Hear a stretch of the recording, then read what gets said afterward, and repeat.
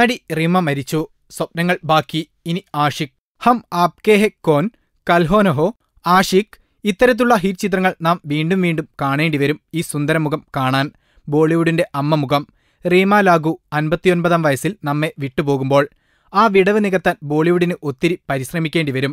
30-ാം വയസ്സിന്റെ ഇളപ്പത്തിലാണ് ഖയാമത്ത് സെ ഖയാമത്ത് തക് എന്ന ചിത്രത്തിലൂടെ റീമ ജൂഹി ചൗളയുടെ അമ്മയാകുന്നത്. അതോടെ താരം സ്ഥിരതയുള്ള അമ്മവേഷക്കാരിയായി.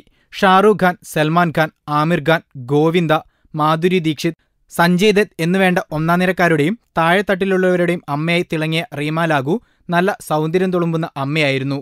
അതുകൊണ്ട് തന്നെ ആരാധകരും ഒട്ടും കുറവായിരുന്നില്ല. സാജൻ, വാസ്തവ്, കുച്ച് കുച്ച് ഓത്താ ഹെ, ഹം സാത്ത് സാത്ത് ഹെ, പ്രേം കി ദിവാനി ഹും, ദീവാന മസ്താന, യേസ് ബോസ്, പട്ടിക നീണ്ടുപോകും താരം അഭിനയിച്ച സിനിമയുടെ ലിസ്റ്റ് എടുത്താൽ.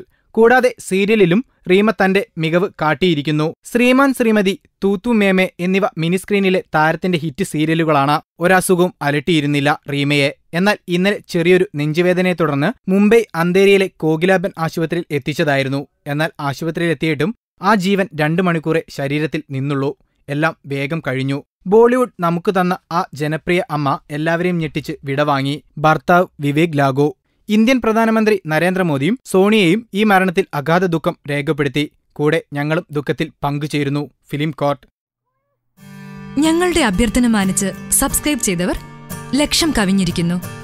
നിങ്ങൾ വൈകിയോ? എങ്കിൽ ഉടൻ സബ്സ്ക്രൈബ് ചെയ്യൂ. Film court.